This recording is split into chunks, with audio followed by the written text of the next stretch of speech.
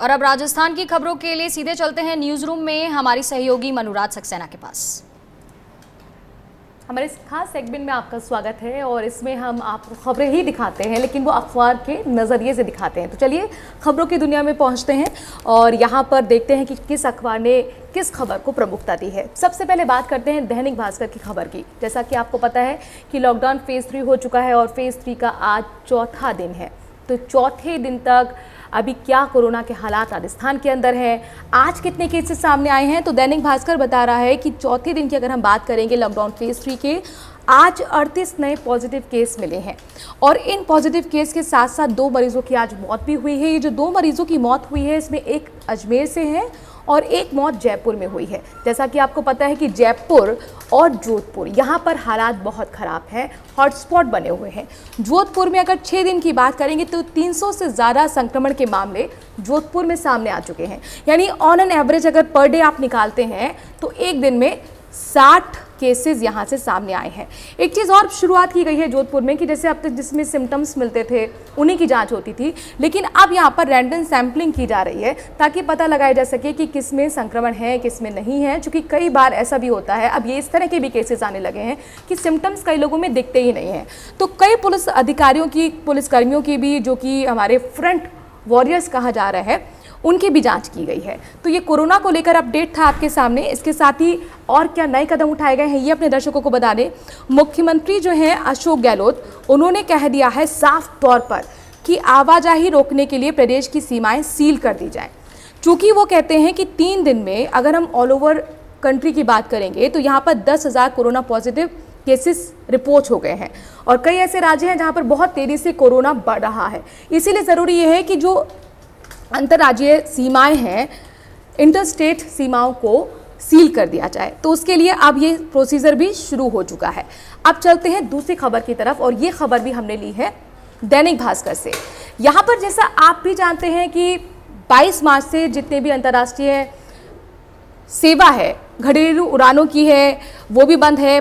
25 मार्च से 22 मार्च से अंतर्राष्ट्रीय उड़ानों के संचालन बंद हो चुका है, लेकिन जो इमरजेंसी फ्लाइट्स हैं उनका आवागमन अभी भी चल रहा है। जयपुर एयरपोर्ट पर भी इमरजेंसी फ्लाइट्स आती हैं जाती हैं और अभी तक 15 विमानों का जो है मूवमेंट हो चुका है। अभी हाल ही में फ्लाइट मुंबई के जुहू एयरपोर्ट से जयपुर के शिवाली चौधरी को लेकर पहुंची है और इनमें से उनके 2 परिजन भी थे, एक मरीज उनके साथ थे। जब बहुत किसी की स्थिति क्रिटिकल होती है तो भी इस तरीके की इमरजेंसी फ्लाइट का व्यवस्था कर दी जाती है। इसके साथ ही जो राहत सामग्री होती है उसको लाने ले जाने के लिए मेडिकल फ्लाइट्स की भी व्यवस्था की जाती है। तो अभी तक सिर्फ 15 फ्लाइट्स का ही मूवमेंट हो पाया है लॉकडाउन के बाद, ये मैं आपको बता दूं। चलिए अब तीसरी खबर की तरफ रुख करते हैं। और जैसा कि आपको पता है कि बहुत सारी ऐसी शादियां हैं जो टल भी गई हैं, लेकिन बहुत ऐसी शादियां हैं कि लॉकडाउन के बावजूद लोग, जो निर्देश दिए गए हैं कि 50 से ज़्यादा लोग या 5 से ज़्यादा लोग नहीं हो, तो उस निर्देश के पालन करते हुए अपनी रस्में भी निभा रहे हैं। और उन रस्मों में नई रस्म भी निकल कर आई है। कोरोना काल में नई रस्में क्या है? अब जैसे कि हमारे प्रथा होती है कि जब बेटी की शादी होती है तो कुछ उपहार भी दिए जाते हैं, लेकिन अब कैसे उपहार दिए जाएंगे? क्योंकि ज़्यादातर जो दुकानें हैं वो बंद हैं, ज्वेलरी की शॉप है या ऑटोमोबाइल सेक्टर इस वक्त बंद है पूरी तरह से, टीवी, फ्रिज, गाड़ी है, फर्नीचर है। अब ये गहने के लिए पिता ने एक संकल्प पत्र दिया था कन्यादान में और बहुत खूबसूरत शब्दों के साथ उन्होंने लिखा कि ये सब चीज़ें के लिए हमने अप्लाई कर दिया है और जब लॉकडाउन खुलेगा तब हम आपको ये पहुंचा देंगे। तो एक नई रस्म निकल कर आई है और इस रस्म के साथ वहाँ जो मायके के लोग थे लड़की वाले की तरफ से, उन्होंने लिखकर खुद अपनी हैंडराइटिंग में लड़के वालों को लिफाफा पहुंचाया है। तो काफ़ी भावुक करने वाली तस्वीर थी वहाँ से। और इसके साथ अब हम चुरू की बात करते हैं। चलिए, चुरू जो कि अच्छी खबर ये है कि पहले ऑरेंज जोन में था, अब वो ग्रीन जोन में आ गया है और इसीलिए जो पुलिस अधिकारी हैं, जो प्रशासन है, वो बहुत सतर्क हो गया है और लगातार वो जनता से अपील कर रहा है कि कोई गलती ऐसी ना करें कि जो मेहनत अब तक हम करके आए हैं उस पर पानी फिर जाए। अब इन्होंने एक नया तरीका अपनाया है सोशल मीडिया पे। जैसे बहुत सारे लोग रहते हैं आजकल, तो वैसे भी बहुत ज़्यादा फ्री टाइम है, तो ज़्यादातर लोग सोशल मीडिया पर अपना वक्त बिता रहे हैं। तो पुलिस ने सोचा क्यों ना सोशल मीडिया का भी हम भी अच्छा इस्तेमाल करें। तो जनता से संवाद किया जा रहा है फेसबुक लाइव के जरिए हर रोज़, और यहाँ पर पुलिस अधिकारी फेसबुक लाइव के जरिए जो जनता है उनके सवालों का जवाब देते हैं। और आज भी आपको बता दें कि शाम 6 बजे जनता से संवाद करेंगे पुलिस के अधिकारी। और उनके सवालों का जवाब देंगे। तो एक अच्छी पहल कही जा सकती है, लोग घर बैठे चीज़ें समझ रहे हैं और पुलिस अधिकारी से खुद उस बारे में अपडेट भी ले रहे हैं कि क्या खुला है, क्या नहीं खुला है, क्या कर सकते हैं, क्या नहीं कर सकते हैं, स्थिति कैसी है अभी। चलिए अब नेक्स्ट खबर का रुख करते हैं और ये हमने पत्रिका से खबर ली है। यहाँ एक पॉजिटिव खबर निकलकर ये सामने आई। अब जैसे आप लोग भी लॉकडाउन के वक्त कुछ नया करने की सोचते होंगे, तो यहाँ पर भी एक शख्स हैं जो कि 72 साल के हैं। इनकी एज देखिए और जज्बा भी देखिए। 72 साल के रिटायर्ड ये सिपाही हैं जिन्होंने लॉकडाउन में 20 बीघा खेत खुद ब खुद जोत दिया है, खोद दिया है। और उनका कहना था कि जब से लॉकडाउन हुआ तो सुबह शाम मैं खेत में जाने लगा ये देखने के लिए कि वहाँ पर क्या हो रहा है, क्या नहीं हो रहा है, एक वॉक हो जाएगी। तो उनको दिमाग में आया कि क्यों ना खुद हल के ज़रिए हम खुदाई करें, और उन्होंने कम से कम 20 बीघा खेत अपने आप ही इस हल के ज़रिए खोद दिया है। और कहा जाता है कि गर्मी में अगर आप अपने खेत अगर खोदेंगे, जोतेंगे, तो ये बहुत अच्छा होता है, जो ज़मीन है वो और उपजाऊ हो जाती है। चलिए अब अगली खबर का रुख करते हैं। ये भी हमने पत्रिका से ली है और ये भी एक पॉजिटिव खबर है, क्योंकि हम ये भी चाहते हैं कि जो भी पॉजिटिव खबरें हैं वो आपके पास पहुँचें, ना सिर्फ कोरोना से जुड़ी हुई जो ज़ाहिर तौर पर आपकी एंजाइटी बढ़ाती होंगी। अब यहाँ पर एक महिला आप देख रहे हैं जो कि पुलिस कांस्टेबल हैं, वो खुद सिलाई मशीन लेकर आई और अपने साथी के लिए मास्क बनाती हैं। शुरुआत एक महिला ने की थी और उसके बाद ऐसे करके 8 महिलाएं जुड़ गई हैं। एक अच्छी पहल कही जा सकती है। इसके साथ ही अब शराब की दुकानें देश भर में खुल चुकी हैं, ये आपको पता है। वहाँ पे कितनी भीड़ जुट रही है ये भी आप जानते हैं। लेकिन शराब की दुकानें खोलने के खिलाफ राजस्थान हाईकोर्ट में याचिका दाखिल हो गई है। यानी ये मैटर जो है वो राजस्थान हाईकोर्ट में गया है और ये दाखिल किसने किया है? एक एडवोकेट है निखिलेश कटारा, उनकी तरफ से PIL दाखिल की गई है और वो हवाला दे रहे हैं कि विश्व स्वास्थ्य संगठन की जो गाइडलाइंस थी कोरोना को लेकर, ये उनके खिलाफ है। वो ये भी बता रहे हैं कि बहुत ज़्यादा भीड़ भाड़ होती है, सोशल डिस्टेंसिंग का ध्यान नहीं रखा जाता है। इसके साथ ही वो अपील भी कर रहे हैं कि आप वैकल्पिक व्यवस्था बनाएं, या तो शराब की बिक्री पर रोक लगा दें या फिर आप वैकल्पिक होम डिलीवरी करें या फिर कोई अन्य व्यवस्था करें। अब बताया जा रहा है कि इस याचिका पर इस सप्ताह के अंत में सुनवाई हो सकती है। बहुत महत्वपूर्ण होगा ये देखना कि इस पर कोर्ट किस तरह से रिएक्ट करता है, क्योंकि अभी तक अगर हम बात करें 200 करोड़ रुपए का राजस्व आ चुका है राजस्थान में सरकार के पास शराब की बिक्री के जरिए ही, तो ये रेवेन्यू के लिए बहुत इंपॉर्टेंट है।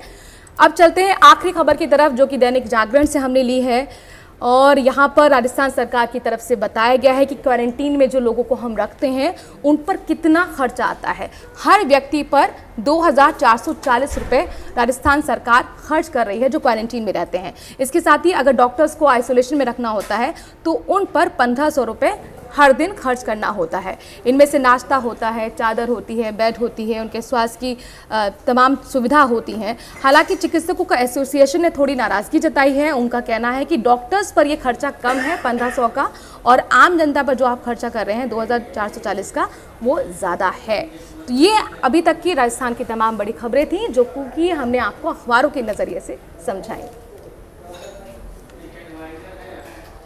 जी शुक्रिया मनु तमाम खबरों के लिए। और राजस्थान की और भी बड़ी खबरों पर नजर डालते हैं। राजस्थान में आपको बता दें कोरोना वायरस के आज 38 पॉजिटिव केसेस सामने आए हैं। राजस्थान स्वास्थ्य विभाग की ओर से जारी आंकड़ों के मुताबिक 38 नए पॉजिटिव केसेस में से चित्तौड़गढ़ में 16, जयपुर में 9, पाली में 6, धौलपुर में 4, कोटा में 2, उदयपुर में 1 पॉजिटिव केस मिला है। प्रदेश में अब तक कोरोना संक्रमित मरीजों की तादाद जो है वो 3355 हो गई है। वहीं प्रदेश में अब तक 1740 मरीज ठीक हो चुके हैं। वहीं 1275 मरीजों को डिस्चार्ज किया जा चुका है।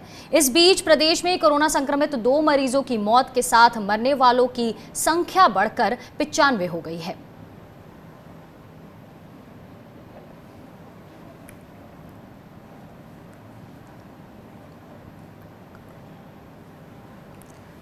तो यहाँ राजस्थान में आंकड़ा बढ़ता हुआ, जैसा कि खबरें थी कि यहाँ टेस्टिंग की स्पीड काफ़ी बढ़ा दी गई है, उसके चलते अभी भी आंकड़ा यहाँ बढ़ता हुआ। सीधा जुड़ते हैं हमारे संवाददाता रामस्वरूप से। रामस्वरूप, राजस्थान में आज भी 38 केसेस सामने आ रहे हैं। कहाँ से ये सामने आए हैं? क्या ये सिर्फ रेड जोन से आ रहे हैं सामने या ऑरेंज जोन से भी ये रिपोर्ट किए जा रहे हैं? रामस्वरूप। देखिए, जो मुख्य रेड जोन बनाए हुए हैं जयपुर, जोधपुर, यहाँ से जो है लगातार केस देखने को मिल रहे हैं। पिछले 3-4 दिनों की बात करें तो प्रतिदिन जयपुर, जोधपुर से जो है बहुत ज़्यादा संख्या में नए केस देखने को मिल रहे हैं। और सबसे बड़ी बात यह कि कोरोना पॉजिटिव मरीजों की संख्या बढ़ने के साथ साथ मृतकों का आंकड़ा भी बहुत तेजी से बढ़ रहा है। इस तरह से 2 दिन पहले एक ही दिन में जो है 12 मरीजों की मौत हुई थी, कल भी मरीजों की मौत हुई है, आज और 3 मरीजों की मौत हुई है। तो ये मौतों का सिलसिला जो बढ़ने लगा है, ये बड़ी चिंताजनक है सरकार के लिए। हालांकि इसी बीच राहत की बात ये भी है कि जितने पेशेंट अब तक राजस्थान में पॉजिटिव मिले उनमें से आधे पेशेंट ठीक हो चुके हैं, यानी कि जो कुल पेशेंट मिले हैं उनमें से 1275 पेशेंट ठीक हो चुके हैं। जो 3355 टोटल केस हैं उनमें से 1275 केसों जो है वो बिल्कुल ठीक हो चुके हैं, यानी कि 51% जो मरीज हैं वो रिकवर हुए हैं। ये एक राहत की बात है कि जो पूरे देश की बात करें तो जो रिकवरी की रेट है वो राजस्थान में सबसे टॉप है ऑल इंडिया के लिहाज से देखा जाए तो सभी राज्यों के मुकाबले। लेकिन ये बड़ी चिंता की बात है क्योंकि मौतों का जो आंकड़ा वो लगातार बढ़ रहा है। सैंपलिंग बहुत तेजी से हो रही है, प्रतिदिन 10,000 से ज्यादा की सैंपलिंग राजस्थान में हो रही है। और आज दोपहर तक की बात करें तो 1,39,580 यानी कि करीब 1,40,000 से ज्यादा की जांचें जो है हो चुकी है। और ज्यादा नहीं, सिर्फ करीब 2,000 केस ऐसे हैं जो जिनकी जांच रिपोर्ट जो है पेंडिंग है।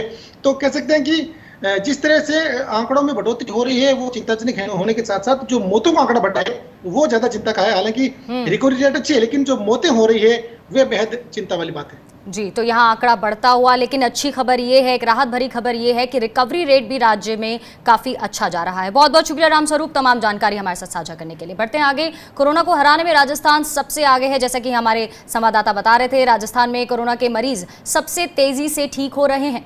राजस्थान में करीब 47.4% रोगी ठीक हो चुके हैं और दूसरे नंबर पर तमिलनाडु है, जहां रिकवरी रेट 39.69% है। इसके बाद आपको बता दें आंध्र प्रदेश है, जहां 31.76% के साथ तीसरे, और मध्य प्रदेश 29.1% के साथ चौथे नंबर पर है रिकवरी रेट की बात की जाए तो। और अब तक की रिपोर्ट के मुताबिक प्रदेश भर में 3,355 पॉजिटिव मरीज मिल चुके हैं। 3,355 मरीजों में से 1,739 मरीज ठीक हो चुके हैं। और बड़ी राहत वाली बात यह है कि ठीक हुए मरीजों में से 1,275 मरीजों को अस्पताल से डिस्चार्ज भी किया जा चुका है। वहीं प्रदेश में अभी 1,521 एक्टिव केसेस हैं। प्रदेश में आपको बता दें कोरोना से अब तक 95 लोगों की मौत हो चुकी है और प्रदेश में अब तक 1,39,580 सैंपल्स लिए जा चुके हैं। वहीं इनमें से 1,34,172 की रिपोर्ट नेगेटिव आई है।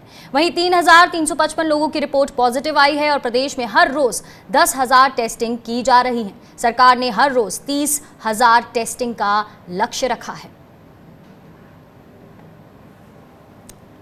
वहीं कोरोना संक्रमण को फैलने से रोकने के लिए राजस्थान सरकार ने बड़ा फैसला लिया है। प्रदेश की सभी सीमाएं सील कर दी गई हैं। सीमाएं सील होने पर अब दूसरे राज्यों से आने वाले लोगों के राज्य में घुसने पर रोक लग गई है।